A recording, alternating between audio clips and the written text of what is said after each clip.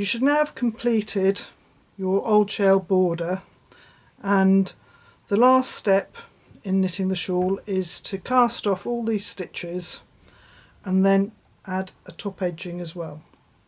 So the first thing we need to do is to look at how we get set up to cast on the edging, which will work all the way around this edge. Before we're going to cast any stitches on,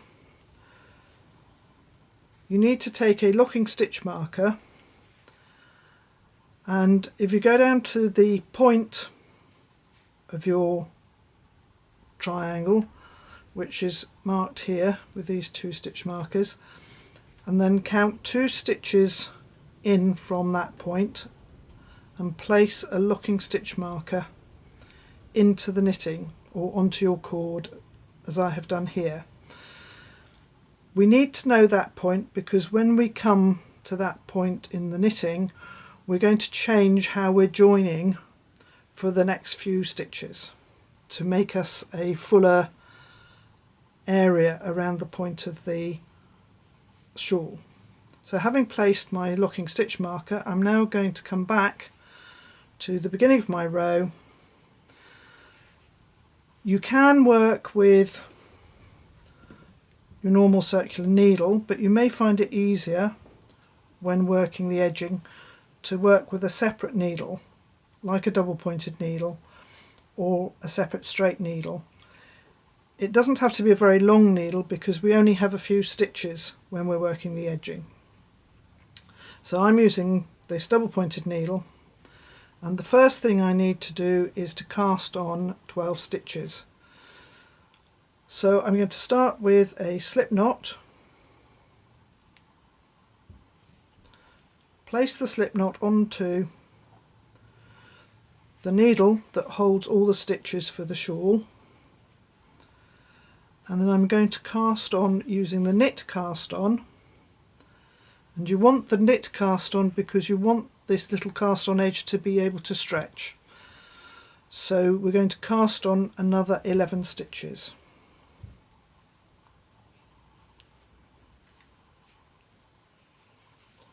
So for those of you who are not familiar with the knit cast on, it's put the needle into the stitch, go around, bring a new loop through,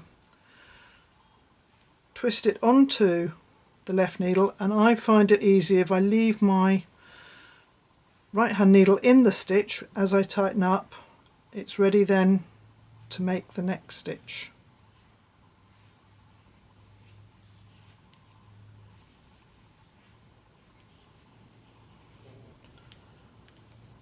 So I just need to check the number of stitches I've got. So I will want 12 new stitches in total. 2, 4, 6, 8.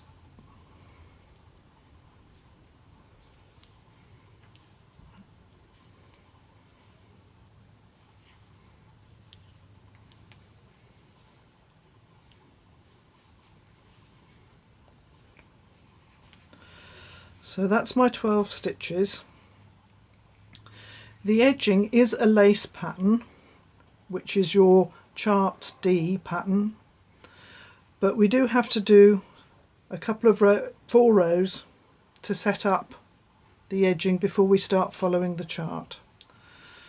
So in the pattern, the first row after casting on is knit 11,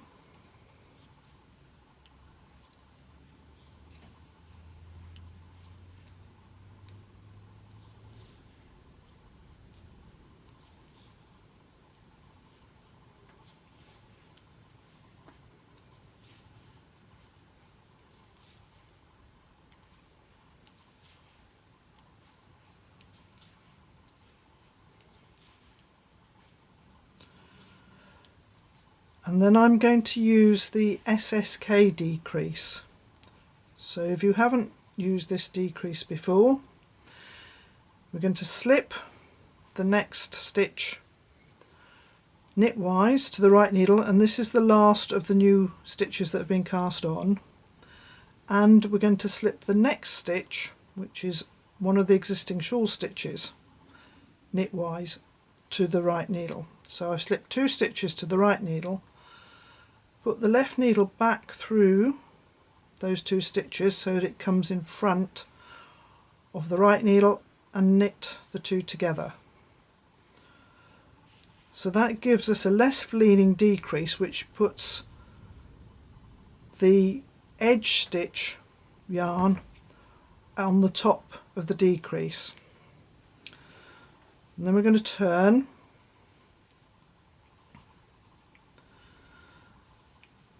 and at the beginning of every, so this is actually the equivalent of a wrong side row, the beginning of every wrong side row, with our yarn at the back, we're going to slip 1 purlwise. And then at the moment we're just going to knit to the end of this row.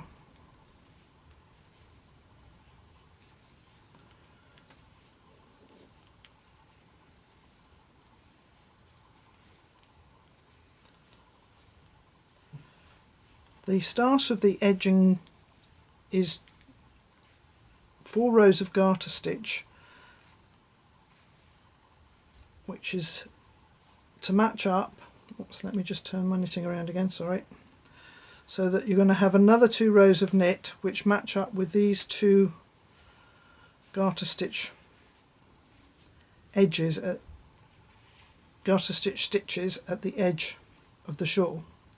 So again, on this row, which will be row 3 in the written instructions in the pattern, you're going to knit 1, and then we want to increase 1 by knitting through the front. So we do a normal stitch, leave the stitch on the left needle, and then knit through the back so that we increase a stitch. Knit to the last stitch before the shawl stitches,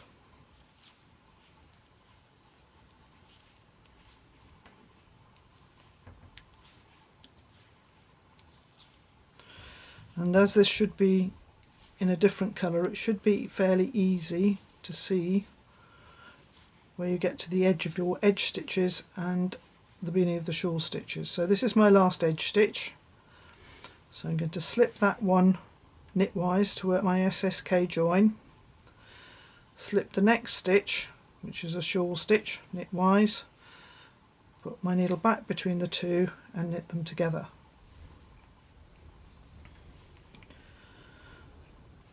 Turn the knitting, take the yarn back between the needles and slip the first stitch purlwise this time, knit to the end of the row.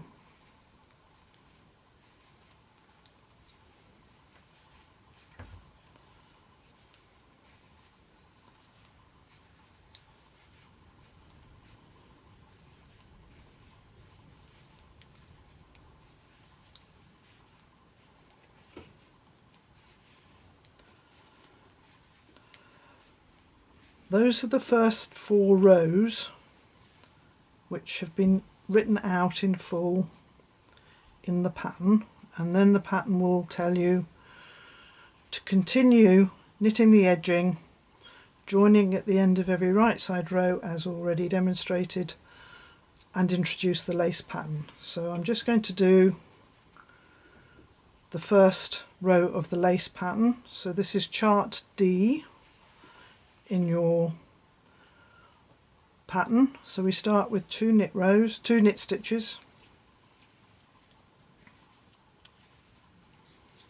then we do yarn over, knit 1, yarn over, and then we've got a left leaning decrease which I'm going to work as an SSK, so that's slip, slip, knit the 2 together, yarn over, another left leaning, slip, slip, knit the 2 together,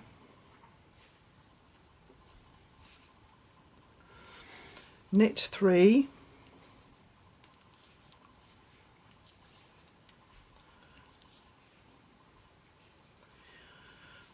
yarn over, slip, slip, knit the 2 together. So that decrease balances that yarn over, and then we've got our joining SSK. So we do slip, slip, knit the two together. So that's row 1 of the chart.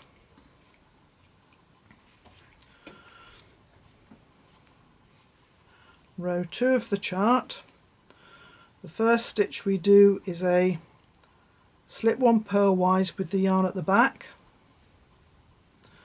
Then we're going to knit 2, yarn over, knit 2 together, knit to the end of the row. I just need to get the other end of my circular needle out of the way.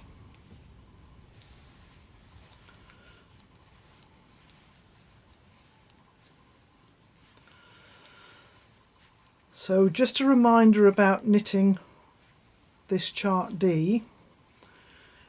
Every row is knit, so this time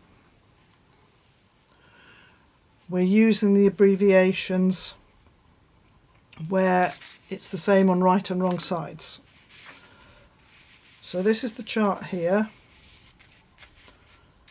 which I hope you can see all right. So I've just completed these first 2 rows. We've got a new symbol here, which is the slip 1 with the yarn at the back, and we also have a slightly different symbol here, which is a slip 1 knit 1 slip 1 knit 2 together, pass the slip stitch over. So we've got 2 of those as well, but all the other symbols you should be familiar with. So you're going to carry on knitting the edging, following the chart and joining to the shawl at the end of every right side row, which then casts off your shawl stitches. So keep on working the lace pattern. When you get to your stitch markers, just discard them as you come to them, and keep on working until you get to your locking stitch marker, where I will demonstrate in the next film how we're going to work the joins over this short section at the base, at the bottom of the V. So I'll see you in the next demonstration.